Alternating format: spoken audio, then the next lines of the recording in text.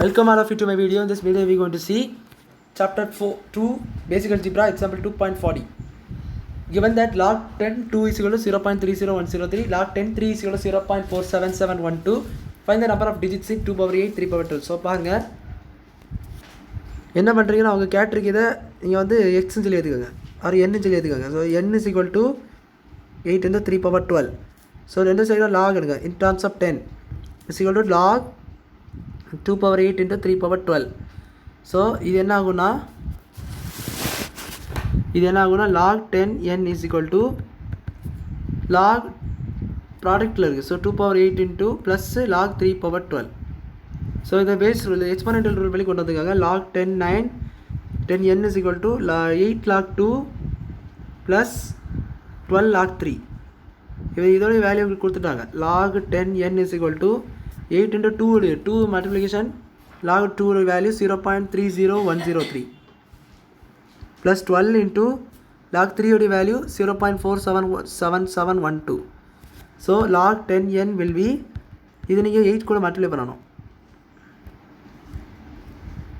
n is equal to 8 கூட நீங்கள் multiply பண்ணணும். ஸோ 8 into நீங்கள் அது கூட மல்டிப்ளை பண்ணிங்கன்னா 0.30103 2.408 24 சொல்லிட்டு வரும். அதே போல் 12 கூட இந்த நம்பரை மல்டிப்ளை பண்ணிக்கோங்க.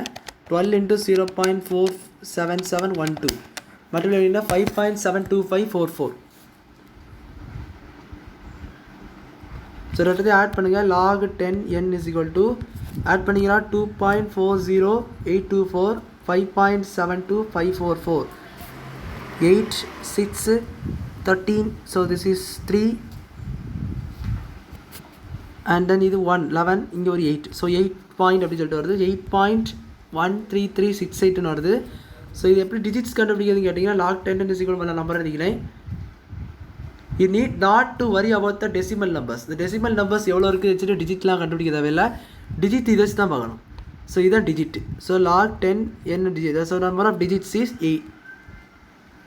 8 போட்டுறக்கூடாது. 8 கூட என்ன பண்ணணும் 1 ஆட் பண்ணணும். இஸ் இது என்னென்னு எடுத்துக்கோங்க. ஸோ அப்படி எடுத்துக்கிட்டே n + 1 அர்த்தம். அப்போது 9 இதான் உங்கள் நம்பர் ஆஃப் டிஜிட்ஸ். ஸோ இதுதான் நம்பர் ஆஃப் டிஜிட்ஸ் நீங்கள் கண்டுபிடிக்கணும். ஸோ அவ்வளோதான் அந்த சம் புரிஞ்சிருக்குன்னு நினைக்கிறேன். வீடியோ லைக் பண்ணுங்கள், ஷேர் பண்ணுங்கள், சப்ஸ்கிரைப் பண்ணுங்கள். டாஸ் இந்த கமெண்ட்ஸ் கேளுங்க. தேங்க்யூ.